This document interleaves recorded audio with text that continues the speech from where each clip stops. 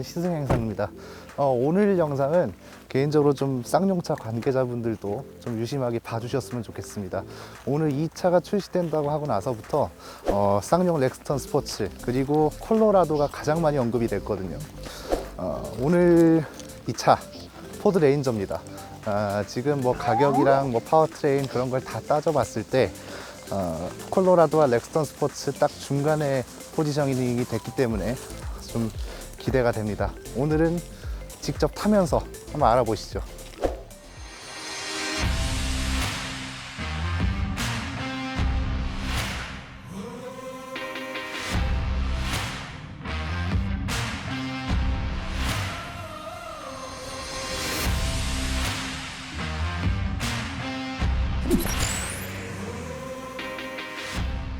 미국 브랜드들이 갑자기 좀 치고 올라오는 느낌이죠. 뭐 포드 링컨 쪽도 그렇고 뭐 캐딜락, 쉐보레 그쪽도 그렇고요.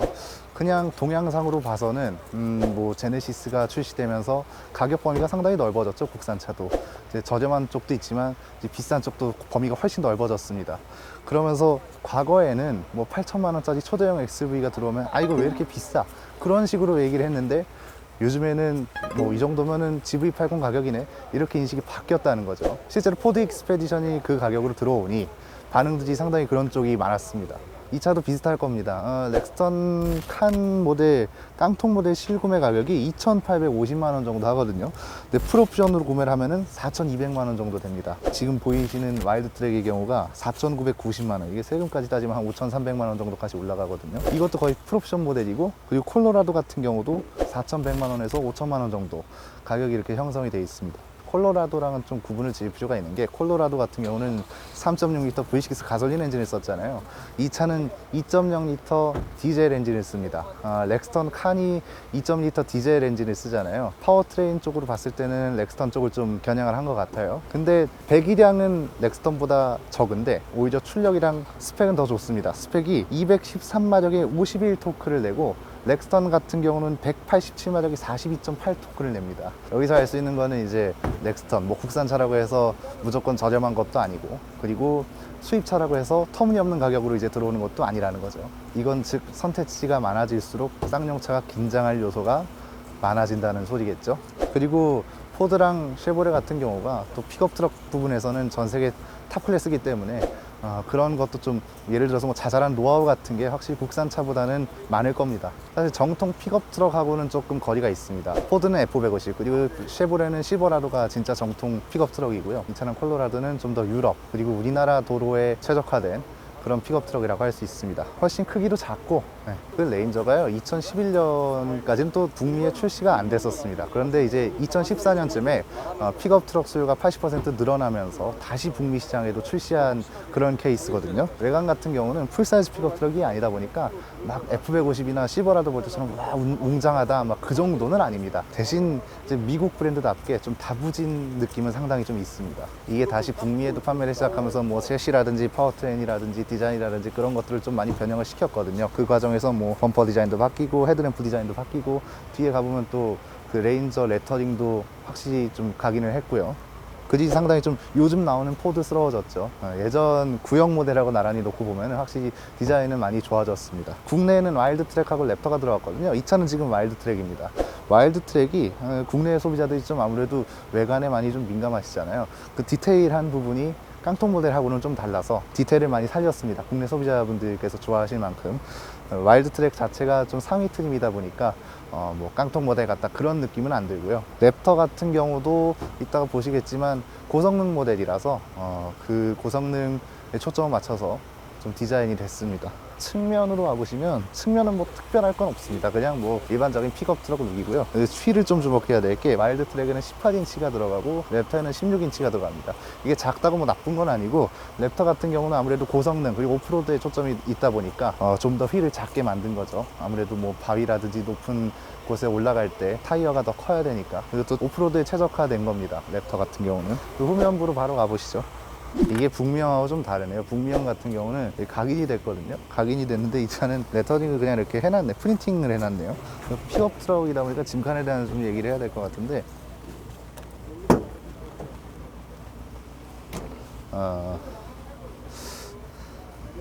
짐칸 같은 경우는 마감 확실히 잘했습니다. 이런 것도 부드럽게 마감을 잘했고, 도장면 같은 경우도 좀 마감을 잘했는데, 한 가지 아쉬운 거는 이게 얘는 쿵 그래요. 쿵.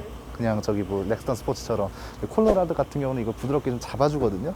그런 걸 좀 신경 써주면 어땠을까 싶네요. 그 좀 구분 지어야 할게요.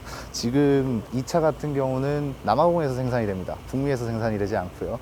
근데 뭐 남아공에서 생산되는 것도 어쨌거나 글로벌 생산체계라서 그걸 뭐 뭐라고 할 수는 없고, 그렇게 따지면 뭐 BMW SUV는 미국에서 만들고 일본 차 미국에서 만드는데 미국 차 되는 건 아니잖아요. 벤츠랑 볼보가 뭐 중국 차 되는 것도 아니고, 이 차는 일단 남아공에 생산이 되고 호주에서 엔지니어링을 했습니다. 그리고 지금 이 차 지금 적재 공간을 보니까 생각이 나는데, 이 차가 지금 적재 공간하고 적재 능력하고 그 토잉 능력, 견인 능력을 좀 많이 강조를 했습니다. 외국에서 해외도 영상이 올라왔는데, 이제 막 건축 자재 같은 거를 2.5m 높이에서 떨어뜨려요. 떨어질 때 순간 무게가 뭐 1.5톤, 2톤 이런 식으로 해서 떨어뜨린 다음에 이 차가 뭐 서스펜션이라든지 적재 공간이라든지 뭐 셰시가 이렇게 잘 버티는 걸 보여주고 그걸 또 끌고 갑니다. 네, 그런 식으로 좀 강조를 했습니다. 이건 뭐 이따가 오프로드 때 또 어떤 모습을 보여줄지 또 보면 되겠죠.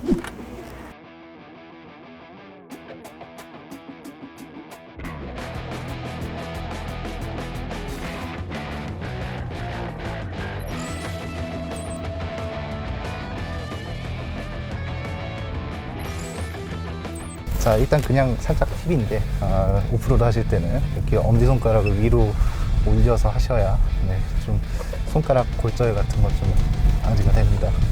지금 시간이 없어서 지금 설명드리자면, 지금 와일드 트랙 모델 같은 경우는 대시보드가 이렇게 뭐 화려하거나 그러진 않습니다. 네, 전형적인 픽업 트럭이고요.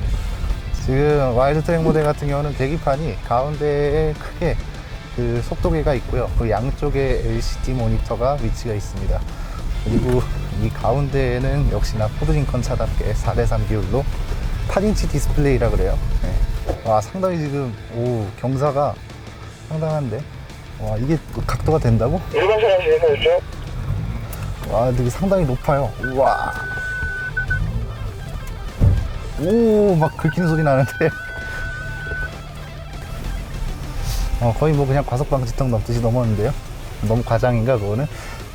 이게 지금 비유를 하자면 캐딜락 같은 경우 아마 내비게이터도 그럴까 싶은데, 그게 큰 플래그십 모델 같은 경우는 오히려 오프로드 주행에서 되게 부드럽거든요. 승차감이 오히려 온로드에서 좀 딱딱하고 그런 느낌인데, 이 차는 그냥 딱 중형 픽업 트럭 승차감 같습니다. 자, 기다리는 동안 또 다시 설명을 드리자면, 그때 내비게이터 시승 행사 때도 말씀드렸는데, 그 에비에이터 시기부터 에비에이터랑 익스플로러가 풀 체인지 될 때쯤부터 이제 좀 외관하고 이제 실내가 좀 내실이 갖췄다 이렇게 표현을 말씀드렸잖아요. 그런 평가 실제로 미국에도 있었고요. 이 차도 마찬가지입니다. 지금 익스플로러 같은 경우는 상당히 좀 실내 디자인도 그렇고 국내 소비자들이 좀 만족해야 할 만한 정도 수준으로 올라왔는데, 이 차도 아마 페이스리프트가 돼야 좀 그 정도 올라올 것 같습니다. 네, 지금은 아직까지 그냥 뭐 전형적인 픽업 트럭, 지금 딱 콜로라도랑 비슷한 수준. 사실 우리가 레인지로버로 오프로드를 너무 많이 다녔잖아요. 그래서 좀 비교하기도 좋을 것 같네요. 차량 다시 앨범을 방향으로 올라가십시오. 이 정도는 그래도 가볍게 올라가지 않을까?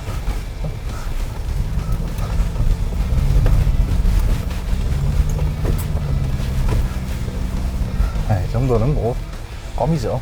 4.9동이면은 우리 타고 GV70도 이 정도는 올라올 수 있지 않을까 합니다. 확실히 지금 타고 있는 와일드 트랙은 도심형 픽업 트럭이기 때문에 랩터에 비해서 랩터가 사실 좀 기대가 됩니다. 지금 약간 워밍업 하는 느낌이거든요. 저희가 지금 이 차 타고 랩터를 타는데, 랩터 타고 이 차를 타는 그룹 같은 경우 조금 프로는 왜 하러 가는 거야?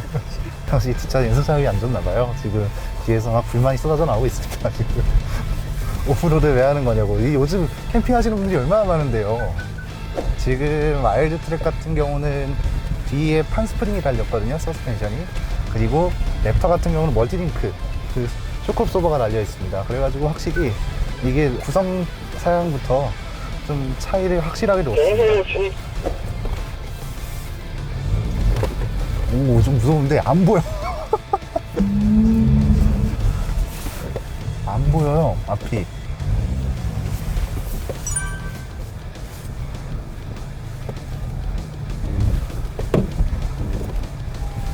네, 옆에 스테이크에 사인을 받으시면 밟으시면 됩니다. 지금 브레이크 안 밟고 있거든요. 지가 막 내려가네. 오. 브레이크를 밟지 마시고 그냥 내려오시면 차를 믿고 내려오시면 됩니다. 자동으로 내리막 주행 속도가 조절이 됩니다. 브레이크 안 밟았어요. 안 밟았는데 지가 멈춘 건데 앞에 센서 하면서. 네, 그렇습니다. 사실 이 HDC 기능이라고 이제 그 내리막 주행할 때 브레이크 잡아주는 거 있잖아요. 이 기능이 사실 뭐 그렇게 특별한 기능은 아닙니다. 뭐 예전에 렉스턴 같은 차에도 들어갔었고, 근데 이제 이 오프로드의 필수 기능이 좀 들어가 있다. 그런 걸 좀 강조하고 싶었던 것 같아요, 포드 쪽에서. 근데 오프로드 그 능력도 중요하지만 확실히 그 차가 여기를 갈 수 있을까 하는 그런 믿음이 좀 중요한데, 예. 그래도 확실히 든든한 맛은 있습니다. 예. 지금 물을 도강할 거라고 그러는데, 이거 안 들어오겠지? 물? 진입하십시오. 자, 가보죠. 저희 또 물 안 튀기 조심하세요.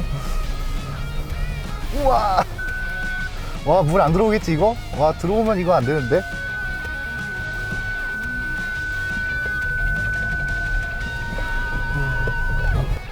와, 탈출을 했습니다. 아이고. 물 안 들어왔어. 네, 체면 살렸네요. 물 안 들어왔습니다. 네. 지금 딱 그냥 이 차만 타봐도 알 수 있는 게, 랩터 같은 경우는 이미지를 좀 끌어올리기 위해서, 우리 포드가 이런 차도 만듭니다, 이렇게 좀 이미지를 위해서 들여온 것도 있지만, 확실히 좀 나누려고 한 것 같습니다. 사실 엔진 스펙은 똑같습니다, 랩터랑. 이게 고성능 모델이라고 해서 착각하실 수도 있는데, BMW로 치면은 럭셔리 라인하고 M 스포츠 패키지, 그런 식으로 좀 나뉜 거거든요. 그러니까 이제 장비 위주로, 그러니까 오프로드 장비 위주로 좀 나눴습니다, 그거를. 랩터를 사시는 분들은 진짜 하드코어한 오프로드를 즐기시는 분들이 사셔야 될 것 같아요. 확실히 랩터가 지금 옆에 가고 있는데, 랩터는 굉장히 빨라요. 오프로드 주파 속도가. 저 차는 그냥 막 날라다니거든요. 랩터가 상당히 기대되는데, 사실 저는 개인적으로 만약에 산다 그러면 와일드 트랙을 살 것 같거든요. 제가 개인적으로 뭐 오프로드를 막 즐기는 타입은 아니라서. 근데 오프로드를 평소에 많이 즐기시는 분들 같은 경우는 랩터가 어떨지 상당히 기대가 됩니다. 네, 시즌4가 끝났습니다. 네. 확실히 재미있게 즐길 수 있는 차는 많네요, 네, 오프로드에서. 이제 이따가 아스팔트를 만나게 되면 왜 오프로드를 할까 생각이 또 들 겁니다. 근데 랩터가 남았잖아요. 랩터 뭐 점프한다던데?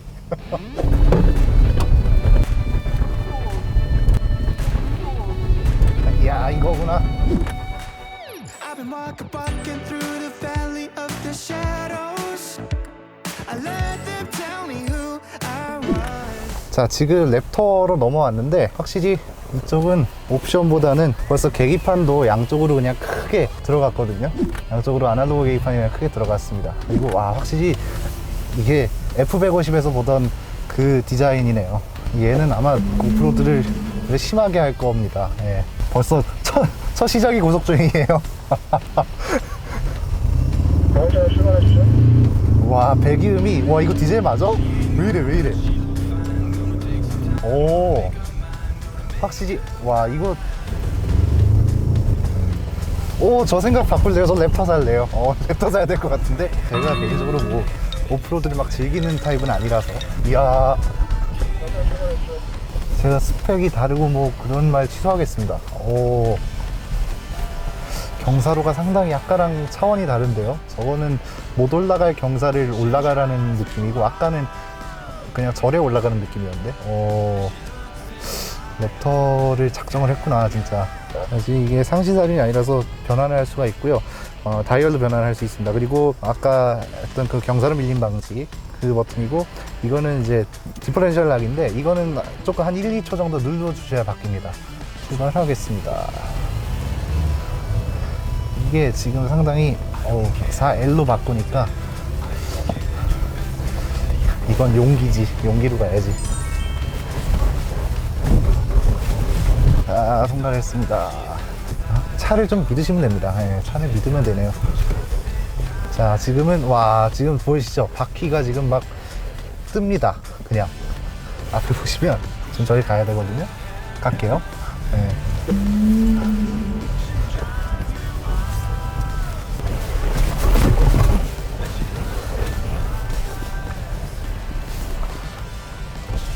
자, 그리고 막간을 이용해서 이 시트도 지금 와일드 트랙하고 다르게 버킷 시트가 들어가가지고 확실히 그 와일드 트랙 모델보다 점프를 하라 그러고 있거든요. 지금 이 버킷 시트가 들어간 이유가 두 가지네요. 그러면은 점프를 하기 위해서 그리고 오프로드 하기 위해서. 와, 지금 풀악셀을 해서 밟고 가고 있어요. 지금 앞에 갈까요? 갈게요.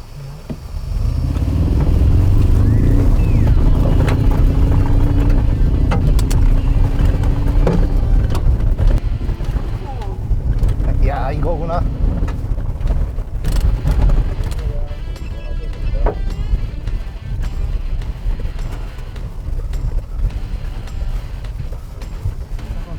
확실히 이 소크업 쇼버가 역할을 잘하네요.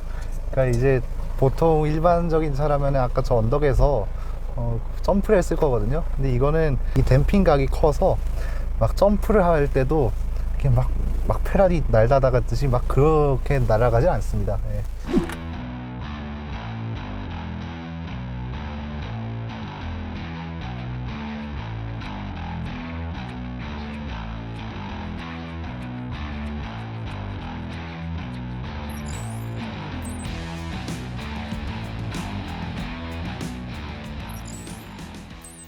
자, 픽업 트럭을 국내에 들여왔다는 건 포지션이 명확하죠. 렉스턴 스포츠와 콜로라도의 중간이라고 딱 옷을 박은 것 같습니다. 그리고 오늘 시즌 코스를 보니까 확실히 포드가 어떤 거를 내세우고 싶은지 그것도 확실히 좀 각인이 된 것 같습니다. 지금 SUV 모델을 굉장히 공격적으로 출시를 하고 있고, 그리고 픽업 트럭까지 들여왔다는 건, 그리고 이 픽업 트럭과 SUV를 국산차 가격으로 지금 들여오고 있잖아요. 그런 걸 보면 기존의 제네시스 같은 경우 뭐 벤비아가 경쟁을 했다고 하지만 대중 브랜드는 사실 뭐 폭스바겐 정도가 전부였거든요. 뭐 일본 차 브랜드들은 지금 불매 운동 때문에 난리고, 이런 가격 정책을 봤을 때 국산차를 겨냥을 한 게 아닌가 그렇게 생각이 됩니다. 지금 포드가 성공할 수 있는 건 명확하죠. 일단 지금 수요를 얼마나 잘 충족을 하느냐, 그게 문제일 것이고, 그리고 두 번째는 어쨌든 간에 아니라고는 하지만 수리 관련해서 이야기가 나오잖아요. 수리와 정비 관련해서 계속 이야기가 나오고 있기 때문에 이거를 어떻게 잘 개선했느냐, 그거를 어필하는 게 중요할 것 같습니다. 확실히 기존에 보던 차들하고 콜로라도를 시작으로 좀 많이 다른 게 느껴지시죠? 제가 봤을 땐 계속 이런 식으로 좀 선택지가 많아지면 아마 쌍용차도 더 힘들어지지 않을까 합니다. 왜냐하면 쌍용차한테 유일하게 돈을 벌어다 준 것이 픽업 트럭이기도 하니까요. 가격대와 파워트레인, 그리고 뭐 상품 구성, 그리고 이게 한 가지 좀 짚고 넘어가야 될게요. 남아공에서 생산되는 게 뭐 그 지역에서 생산되는 게 중요한 게 아니고 FTA 규정 때문에 오히려 가격 면에서 상당히 좀 불리합니다. 그럼에도 유럽보다 더 저렴하게 들어왔다는 점이 그래도 가격을 좀 신경을 쓰려고 했구나, 그런 생각을 좀 할 수 있을 것 같고요. 그래도 좀 시장 공략을 위해서 노력한다는 점이 보인다는 거, 그게 좀 상당히 인상적입니다. 랩터는 확실히 마니아층, 그리고 이미지 개선을 위해서 좀 들여온 것 같고요. 그리고 판매장은 와일드 트랙으로 좀 몰릴 것 같습니다. 좀 더 자세한 이야기는 시승기가 가능하면 거기서 또 더 자세하게 이야기를 나눠보겠습니다. 오토버스트 현장 리포트였습니다.